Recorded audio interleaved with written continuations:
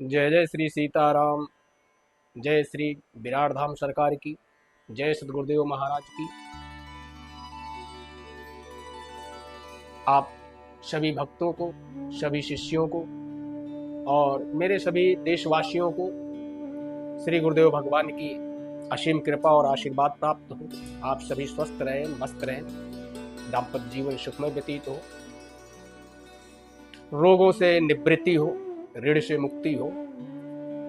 यही कामना हम करते हैं कि आप सदैव सुखी रहें। और आज दिन मंगलवार 1 जुलाई हम एक हनुमान चालीसा की सीरीज लेकर के चल रहे हैं, जो एक एक शब्दों का या एक एक लाइन का उसका अर्थ बताया जाएगा अपने भक्तों के अनुरोध पर। तो कहते हैं कि सबसे पहले अगर कोई मंत्र आता है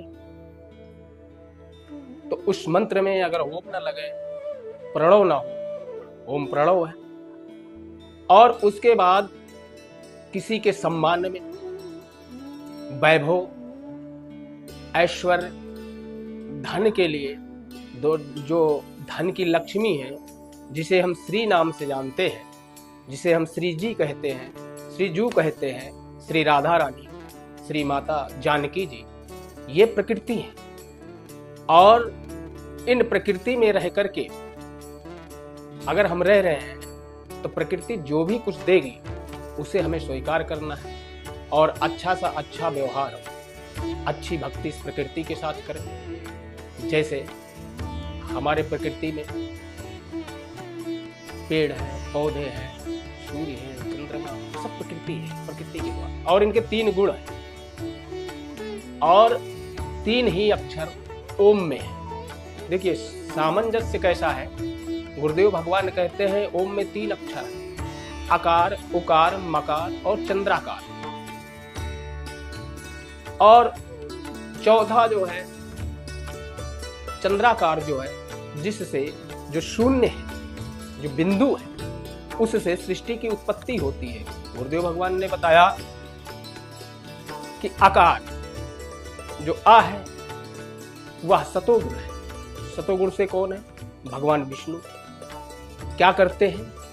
सृष्टि के पालन करते हैं। और सतोगुण से भक्ति करने पर ज्ञान का प्रकाश होता है। जो सतोगुण से भक्ति करता है उसे ज्ञान का प्रकाश होता है और लोक तो सुधरता ही है, परलोक भी सुधर जाता है।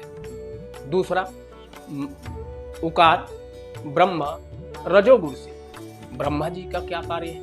ब्रह्मा जी सृष्टि का रचना करते हैं, सृष्टि की रचना करते हैं ब्रह्मा जी। और रजोगुण से, रजोगुण में कर्म का प्रकाश होता है, अच्छे कर्म करते। और रजोगुण से भक्ति करने पर जो है वो प्राप्त। रजोगुण से भक्ति करनी चाहिए, लोक परलोक दोनों सुधर जाता है। और सतोगुण की तो बात ही क्या है, सीधा नारायण श्री प्रभु श्री राम के साकेत धाम को प्राप्त होता है व्यक्ति। जो कहते हैं अंत काल में भगवान श्री राम का नाम अगर जिह्वा पे आ जाए तो वह उन्हीं के लोक को प्राप्त होता है। तीसरा है मकार, सतोगुण से भगवान शिव, तमोगुण से। तीसरा मकार, तमोगुण से भगवान शिव, जो प्रलय होने पर सृष्टि का संहार करते हैं। ये 3 देव हो गए। और सत, रज, तम, ये 3 गुण हैं प्रकृति के।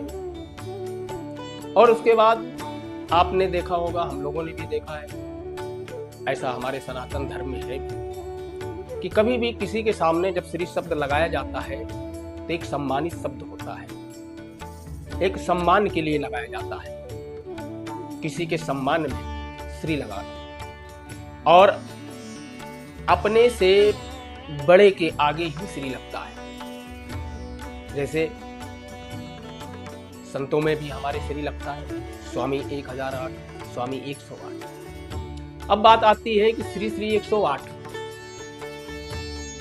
तो श्री जैसा नाम है, लक्ष्मी है, ऐश्वर्य की देवी भी है। और जब लक्ष्मी नहीं रहेंगी तो पालन पोषण नहीं हो सकता है, इसलिए पालन पोषण भी करती है। माता जी। तो श्री जो शब्द है, जब श्री श्री 1008 लगाया जाता है तो 108, 8 का मतलब क्या है? 8 का मतलब होता है अष्टांग प्रकृति। अष्टांग प्रकृति क्या है? 5 तत्व, 3 गुण, सतो रजो तम गुण। ये 3 गुण है प्रकृति के, 5 तत्व। और कोई भी व्यक्ति जब भक्ति में, ईश्वर की आराधना में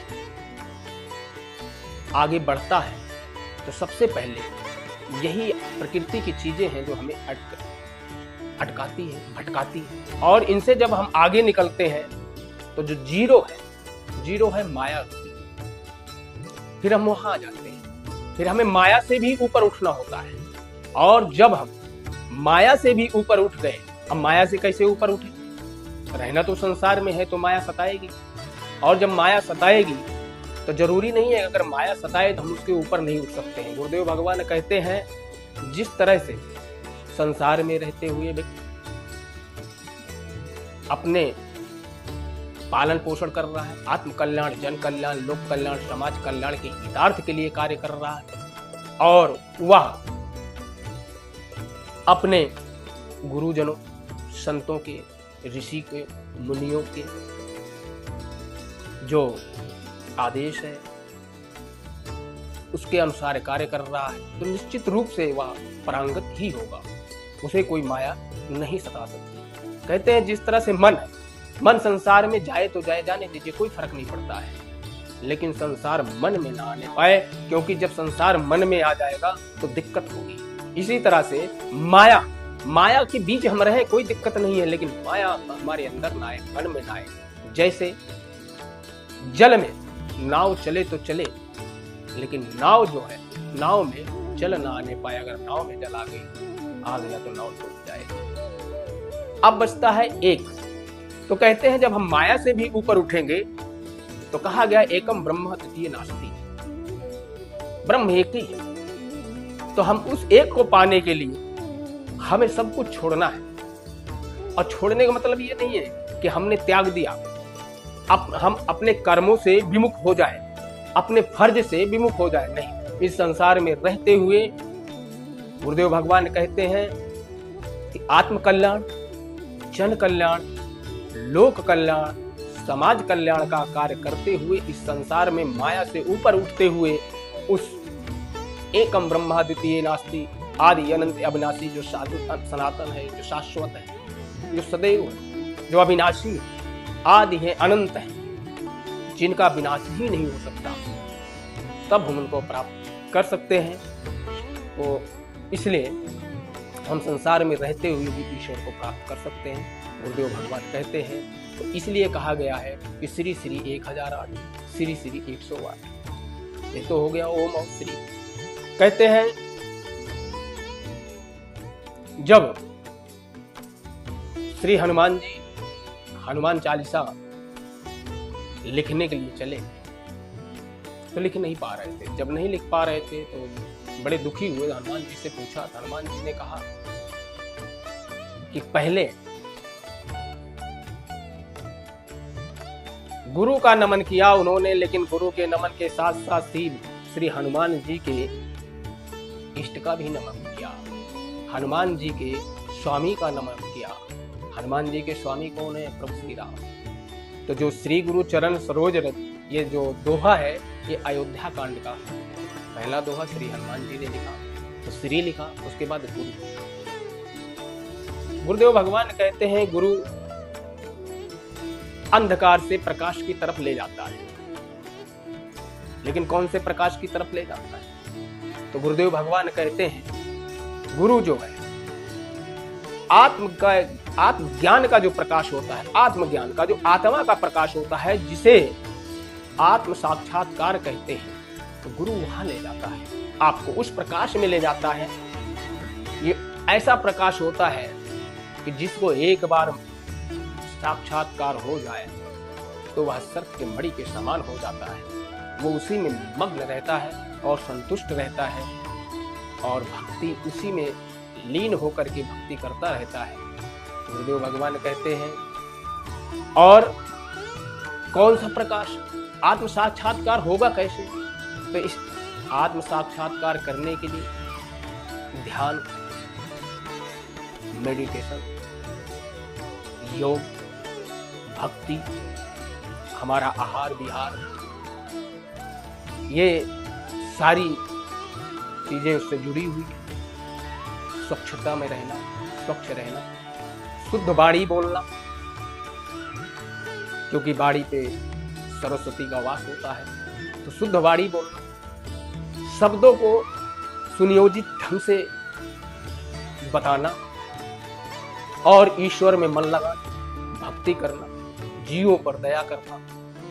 इस तरह से अगर हम करते रहे तो निश्चित रूप से गुरुदेव भगवान जैसे कहते हैं कि वह अपने आत्मा का ज्ञान का जो प्रकाश है वो स्फुरण होना शुरू हो जाएगा। और जिसे कहते हैं आत्मज्ञान, तो जो आत्मज्ञान होता है वह अपने आप आता है और वो भी बिना गुरु कृपा के नहीं होता। तो जय जय श्री सीताराम, जय श्री विराट धाम सरकार की, जय सद्गुरुदेव भगवान की। आप सभी लोगों को श्री सद्गुरुदेव भगवान की असीम कृपा और आशीर्वाद प्राप्त हो। जय जय श्री सीताराम।